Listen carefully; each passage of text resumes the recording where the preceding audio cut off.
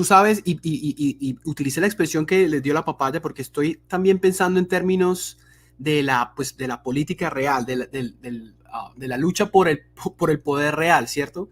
Porque mira, y tú lo conoces, lo sabes muy bien, lo que te diría un petrista en este momento es, bueno, y entonces, si el fiscal está obligado a cumplir su deber en este momento, ¿también no estaba acaso obligado a cumplir su deber cuando se encontraron las cosas relativas al ñeñe, los aportes, eso a una parte grande de la población, uno diría a mitad del país, ¿verdad? Le resulta que esos aportes del ñeñe eso se trató con tremenda negligencia por parte de Barbosa, ¿cierto? Entonces, lo que diría un petrista, espérame, porque tú sabes el argumento, pero déjame plantearlo. Lo que diría un petrista o alguien, cierto, de la izquierda recalcitrante es, bueno, ahora el fiscal sí es muy diligente, pero no, acuicioso y diligente, pero no lo fue cuando tenía que serlo hace 2 años o hace 4 años cuando debió investigar a Iván Duque. Entonces, ¿qué es lo que pasa ahí? La fiscalía no tiene, la fiscalía del señor Barbosa y de la señora Marta Mancera no tienen legitimidad, ergo está justificado llamar al pueblo, mandar a la gente a la calle y tratar de presionar la elección de esta terna pues, de mujeres excelsas que presentó Petro. ¿Sí me entiendes? Entiendo perfectamente. Eso es un muy mal argumento, porque es un argumento que lo que dice es básicamente, si usted actuó mal, debe seguir actuando mal, porque eso es la justicia. No es un argumento, no es un argumento ético. Ahora, lo que tengo entendido es que el tema lo del tema del ñeñe, pues se investigó y los tipos, por la razón que sea, dijeron, la fiscalía dictaminó que no había lo mismo que con Odebrecht, que no había razón de juicio. Uh-huh. Eso es lo que dicen. Yo no sé el intríngulis, yo sospecho que ahí hubo malas relaciones, que lo del ñeñe también era una cosa que podría haber ocasionado un grave problema para Duque, pero el sistema constitucional colombiano, no, y voy a decir una cosa así, tiene una característica, y es que el presidente propone una terna para un fiscal que va casi hasta la mitad del siguiente mandato, y después viene la otra terna del presidente en turno, y más o menos así es que funciona. Y entonces resulta que así está diseñada la cosa y se presta para este tipo de irregularidades.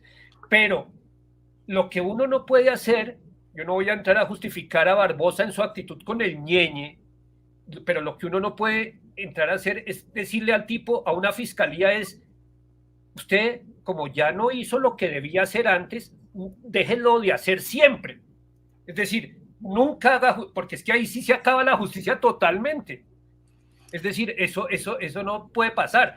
Y lo que tampoco puede hacer es coger y acabar con la honra de una persona como la vicefiscal, que yo no la conozco, no sé, conozco lo que son las deducciones que saco de la prensa, pero a la que ya graduaron sin ninguna condena de narcotraficante, de patrocinadora de narcotraficantes y de amiga de esta gente, cuando es una señora que nadie conocía, que no tiene nadie que la apoye. Es decir, ella no tiene fuerza política ninguna. Uh-huh. Bueno, bien, aprovechamos para saludar a los oyentes. Perdón por interrumpir a nuestro invitado Perea, agradecerle por estar con nosotros. Es importante escuchar la voz de los oyentes. Vamos a hacer acá un pequeño espacio para escucharlos. Dice, todos quieren hacer de verdad un golpe, dice Pseudomonte. El punto es de qué tanto disimulan. Todo mi apoyo a Álvaro con su crítica coronel en la W. Se le fue la mano con la vicefiscal Marta. ¿Qué opinan los oyentes? No rock and roll. La fuente de legitimidad de Petro, un tipo que de origen tiene un entendimiento muy laxo de afectación de la ley, de acatamiento de la ley, está en la movilización de la masa ideologizada. Usted ahí da un argumento que nos va a servir para luego hablar del golpe blando, es un mito o no. Pocos recursos pueden tener a la mano en un país de instituciones bien atornilladas que seguir sosteniéndose en la masa ideologizada. Entonces los invito a darle me gusta, suscribirse al canal. estamos en Colombia. Aún la rama judicial puede tomar ius naturalismo, interpretación de la ley, o el positivismo, no interpretar la ley. Nada nos sorprenda. Gracias a todos por escribirnos. Gustavo nos va a invitar a que escuchemos al presidente Petro y a continuar el debate. Gracias, Álvaro, por estar con nosotros. Sí, vamos a escuchar esta intervención de Petro. A ver, ahorita les digo cuándo fue. Esto es RTBC Noticias, ¿cierto? Publicado el 9 de febrero, o sea, antes de ayer, ¿sí? Y que a través de su vida, por lo que se sabe de esas personas, hubieran demostrado capacidad y valentía de enfrentarse a la investigación y por tanto de luchar contra la impunidad. Todas las tres mujeres. ¿Por qué? Porque me parece que la mujer debe acceder a los mayores puestos del poder. Perdón, quería comentar ahí, antes de continuar, este asunto de que son tres mujeres y de que, ¿cierto? Y esta hipocresía, pues, pseudofeminista, donde sí, las tres mujeres que Petro propone son grandes mujeres, pero la señora Marta Mancera sí es una terrible persona, ¿no? Ahí sí no hay feminismo. Es lo mismo que ocurre cuando, ¿cierto? Cuando algo hace, qué sé yo, Francia Márquez. A Polo Polo le quitaron la negritud. A Polo Polo le quitaron la granitud. La afinada Piedad Córdoba dijo que no era negro, o que era un negro vergonzante, no sé qué. Pero cuando María Fernanda Cabal expresa sus opiniones, ahí sí no hay feminismo. Ella sí es una bruja y una mujer terrible. En fin, eso aquí es, claro, Petro utilizando la política identitaria para ganar puntos, porque siento yo también, se siente presionado, acorralado. Quería solo hacer esa acotación, que sé que de eso sí vamos a estar de acuerdo, Álvaro y yo. Continuemos porque va a comentar sobre lo que veníamos hablando, ¿sí? A ver. Ay, espera que se me entregó. Eso ha desatado una tormenta. No creí que eso sucediera en Colombia, pero una tormenta terrible. Un sector de la sociedad que siempre tiene sus dirigentes atacando la posibilidad que se escoja fiscal. No atacando a las personas, que sería lo óptimo, que ha sucedido, es que esta persona mire lo que hizo, tal, y eso es lo esperable. No, atacando lo que dice la Constitución, que de la terna presentada por el presidente la Corte Suprema escoge. Punto, eso dice la Constitución. Lo que no se quiere es que eso suceda. Y no como antes, porque antes sí se escogía de la terna presentada por el presidente, sino porque la terna está configurada así. Es decir, en tiempos pasados, si en la terna iba alguien del que se podía dudar con cierta credibilidad de que estuviese ligado a intereses políticos o a intereses criminales en la corrupción, o peor aún en el narcotráfico, nunca había problema. El único problema ha aparecido si en la terna hay personas decentes. Qué paradoja de la vida colombiana. Bueno, ahí está eso es encarna pues lo que la posición de Petro y de sus aúlicos y de las personas que lo siguen, ¿cierto? La idea, Álvaro, de que lo que se está atacando aquí es la Constitución misma, y se está atacando aquí es la posibilidad misma de escoger al fiscal. Y en el pasado, cuando había personas cuestionadas, ahí sí no había problema, pero ahora, porque este es el gobierno del cambio, porque este es el gobierno llamado a acabar con toda corrupción, entonces no se puede. Esa es la narrativa, obviamente, de Petro. ¿Tú qué tienes que comentar ahí sobre eso? No, varias cosas. Esto, en verdad, es que todo es muy armado y de una manera realmente me parece que es ofensiva con la inteligencia de los colombianos. Es que él está diciendo que lo que no quiere la Corte es escoger una mujer. A mí eso me parece realmente... O alguien decente, digamos. O alguien decente.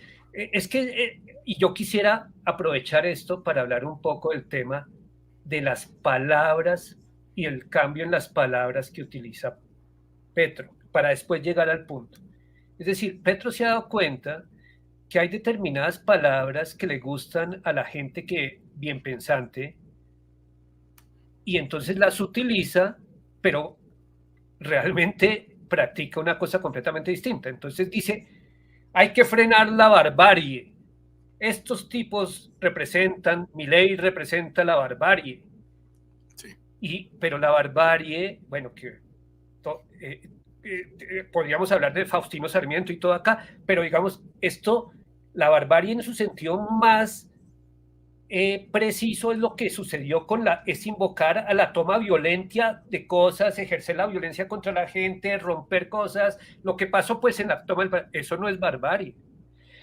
La decencia, supuestamente la decencia es comportarse honestamente, con educación, sin grosería, de acuerdo a las buenas costumbres que dicen, las buenas costumbres. Yo puedo estar o no de acuerdo con eso. Él habla de la decencia y resulta que muchas cosas de sus apelaciones son apelaciones directamente a la grosería, sus costumbres privadas, es decir, la vaina de la rumba, el viajar y no cumplir, todo eso no tiene nada que ver con la decencia. Ahora dice que es que la Corte Suprema de Justicia, a la Corte Suprema de Justicia no le interesa elegir una persona decente.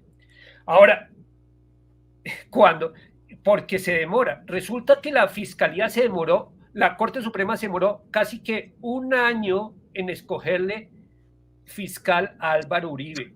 Y en ese momento resulta, yo mismo decía, la Corte Suprema es independiente y los apoyaba. En ese momento era una corte responsable y buena. Ahora que no se ha demorado ni un día, resulta que es mala, ¿no es cierto? ¿Por qué no escoge la corte? ¿Y por qué Petro no dice todo lo que debe decir? Yo creo que la corte está en un problema muy difícil de solucionar por la sencilla razón de que la corte sabe que hay pruebas contundentes que comprueban muchas malas cosas, tanto contundentes, ojo, en la financiación de la campaña, tanto en la financiación de la campaña como en lo que sucedió con Laura Sarabia y el tema del polígrafo. Entonces, hay gente que ha llegado a decir el presidente debería declararse impedido para proponer la terna porque él es, y con lo del hijo del presidente, porque él es parte y parte de un proceso. ¿Cómo va un presidente, un sindicado a escoger su fiscal? Eso es... Bueno, pero ese es el procedimiento que está en la Constitución. Bueno, sí, por eso. Entonces, pero hay gente que dice debería declararse impedido. Ahora, la Corte sabe que la cosa es así y entonces la Corte en este momento no sabe qué hacer, por eso vota en blanco. Porque dice, si escojo esto, se van a acabar estos procesos. La Corte tendrá que elegir. Yo no sé qué irá a pasar con la Corte, cómo irá a elegir la Corte, pero de que tiene derecho a pensarlo, a discutirlo, de pronto quizá a pedir algún cambio, pues tiene todo el derecho, güey.